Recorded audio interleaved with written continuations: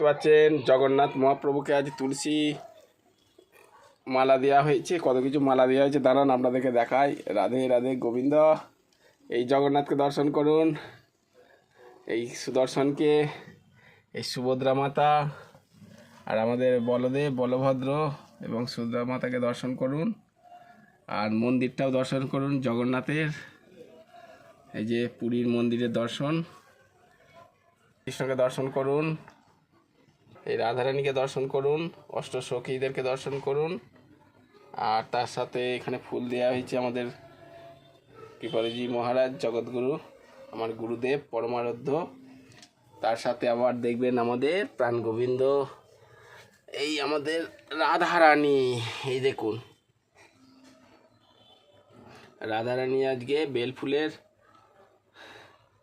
মালা দেওয়া হয়েছে আজকে। আর এইগুলো কি ফুল? জুঁই ফুল। এগুলো জুঁই ফুল দেয়া হয়েছে, সব সুগন্ধযুক্ত ফুল।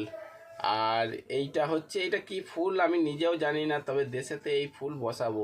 পুরো সারা দিনটা ঘরের মধ্যে সুগন্ধ হয়ে থাকে।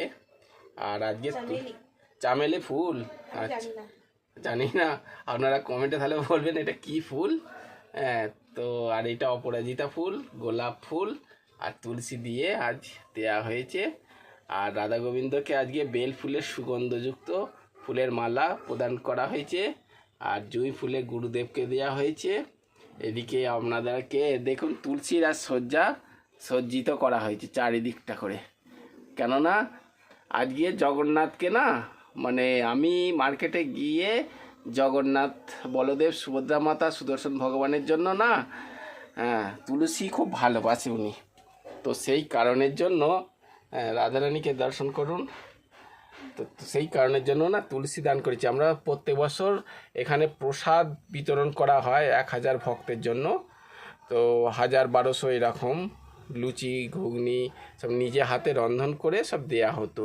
জিলিপি, লিচুর জুস, হ্যাঁ, চকলেট, হ্যাঁ, চিপস ইত্যাদি ইত্যাদি বহুত দেওয়া হয়েছে। তো যাই হোক, কিন্তু এখন এবছরে 4 বছর হয়ে গেছে, এখানে রন্ধন করারও খুব অসুবিধা বলে আমরা করিনি।